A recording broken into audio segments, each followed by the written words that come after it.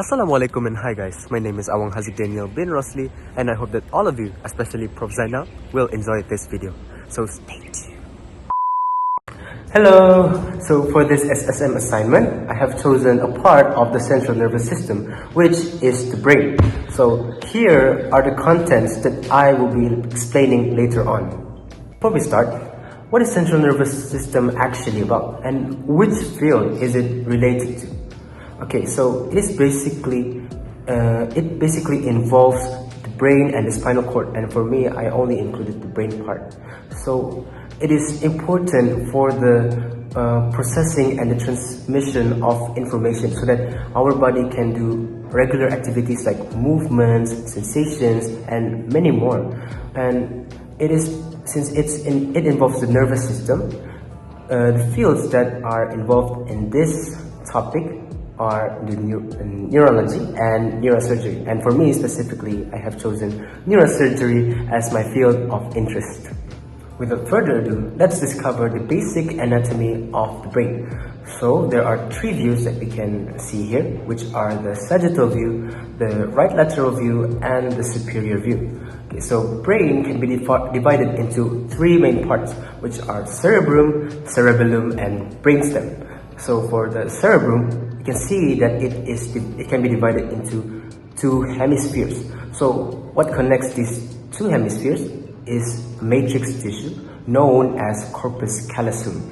Okay, so cerebrum is a part of the forebrain along with diencephalon, which are composed of thalamus and hypothalamus. And then there are four main lobes that is located in cerebrum, which are frontal lobe, and located anteriorly, parietal lobe, which is in the middle, temporal lobe, which is beneath the parietal lobe, and then we have the occipital lobe, which is located posteriorly. And then there is cerebellum, which is located beneath the frontal lobe, and at the anterior part and the inferior part of the brain. And then we have the brainstem, which is composed of the midbrain, pons, and medulla oblongata. So brainstem connects to the spinal cord. Now let's take a deeper look on the microscopic view of the brain. So there are two main cells in the brain, which are neuron cells and glial cells. So here is the structure of the neuron cell. It is basically important for the conduction of impulses and for the processing of information. So we can see here the nucleus, and then the one that surrounds it is known as the cell body. And then we have roots coming out from the cell body, which is known as dendrites. And we have a singular long structure known as axon. This is where the impulses will travel through until it reaches axon terminal. And at the axon terminal, there will be synaptic end bulbs. The axon terminal will either attach to another neuron or a muscle cell.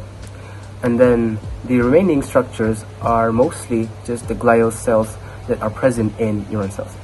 And then we have the glial cells, and specifically in central nervous system, there are four glial cells, which are oligodendrocyte, astrocyte, microglia, and ependymal cells. So glial cells, or rather known as neuroglia, is important for the support and protection to neurons, to maintain proper environment for neural function, and as a repairman for damaged tissue. Physiologically, how do neurons work? Okay, so there are three types of neurons based on their different roles. First, we have the sensory neurons, which are essential for the sensory input from the environment. Like when you touch a hot kettle, a signal will be sent by the sensory neurons. And then we have motor cells, which is connected to the muscles and organs, and this will directly control our muscle movements. And then we have the interneurons, which is basically the connection between the sensory neurons and the motor neurons. Each part of the brain has their own function. For cerebrum, since it is the biggest part of the brain, it has a lot of functions. Like frontal lobe is important for the movements, problem solving, and language capabilities. Parietal lobe is for the sensory information. Temporal lobe is for the perception of sound. Occipital lobe is for the visual information. And then cerebellum is for the motor coordination and balance, while the brainstem is for the automatic function.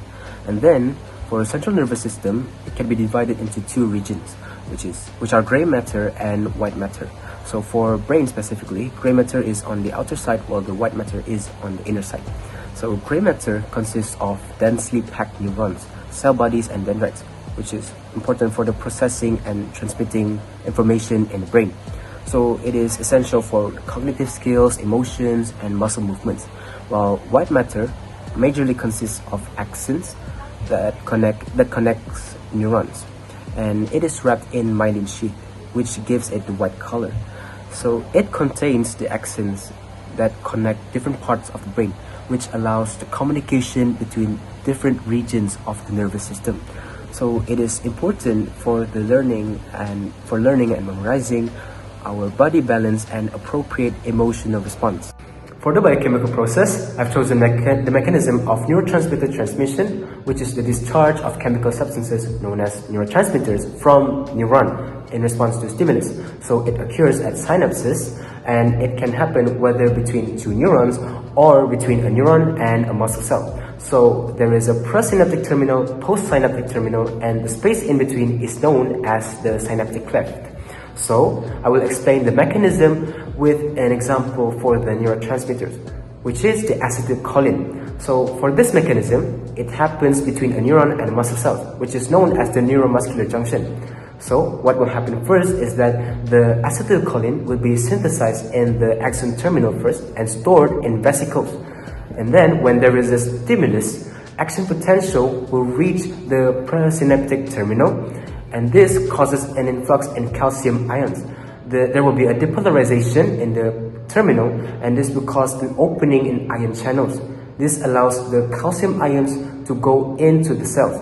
And then what will happen is that this will trigger the release of acetylcholine into the synaptic cleft through a process known as exocytosis. And then what will happen is that it will further bind with receptors that exist in the postsynaptic membrane, which in this case is the muscle fiber membrane, and this will cause a significant increase in the opening of receptors and channels, which causes the many entering of the sodium ions into the muscle cells and the excitation of the potassium ions. So this will cause depolarization, and threshold level will be reached. What will happen then is that the action potential will be triggered, and then there will be also a significant increase in the release of calcium ions from the sacroplasmic reticulum into the muscle fibers. So then what will happen, the calcium ions will bind to the troponin in the muscle fibers and cross bridges with the actin and myosin part of the muscles, which will trigger the muscle contraction. So now let's move on to disease that is related to CNS. So I have chosen epilepsy, which is a chronic brain disorder where the electrical signals and rhythms that goes on in our brain is abnormal and affected due to conditions like trauma, tumors, strokes, infections, and alcoholism, in which can cause seizures. So in this case, there are two seizures that can occur, which are focal seizures, where only one part of the brain is affected, and generalized seizures, where generally the whole part of the brain is affected. So we can say that generalized seizures has much worse symptoms than focal seizures, such as loss of consciousness, body stiffening, and massive muscle contractions, while focal seizures has symptoms, less severe symptoms like constant staring, changes in emotions like anxiety, loss of awareness, and twitching. So what are the treatments for this disease? Okay, so first of all, there is electroencephalogram, which is a test that measures electrical activity in the brain. And through this, we can detect any abnormalities that occurs in a person's brain waves. And this helps us to detect if drugs can be used to manage this issue, and early precautions can be taken. And then we can also take anti-epileptic drugs such as carbamazepine and phenytoin to manage and reduce the frequency of seizures. Last but not least, I will be talking about one of the specialists that is related to this field, that is Professor Dr. Vigneswaran Mathaneswaran. So who is this guy actually? He joined the Faculty of Medicine in UM in 2001 after quitting the Ministry of Health, and then became a full-time professor in 2007. He is currently a senior consultant neurosurgeon in the UM Medical Center, and he specializes in basal skull, pituitary, and minimally invasive endoscopic brain surgery. So how did he become a neurosurgeon? It started when he studied in UM and graduated in 1990. Then he completed the FRCS exam within 4 years while undertaking rotations in more general hospital. So FRCS exam is known to be a really high standard qualifications in the surgical field. So this really shows how skilled and intelligent he is in the field. Then he continued to take another FRCS exam specializing in neurosurgery in 1999 in UK. So this really shows how impressive and astounding this man really is. Then he is also known to be a great inventor because one of his biggest contributions is that he has managed to produce cranial implants and develop surgical simulators for the training neurosurgeons, skull-based and ENT surgeons, and spine surgeons using 3D printers. Hence, I really have high respect towards this man because he is not just intelligent and skilled in his profession, but he is also innovative and really creative. Thus, his amazing achievements and passion in one of the most difficult medical field really inspires me to also try my best and achieve my dreams. With that, this will be the end of my video. Thank you so much and bye-bye!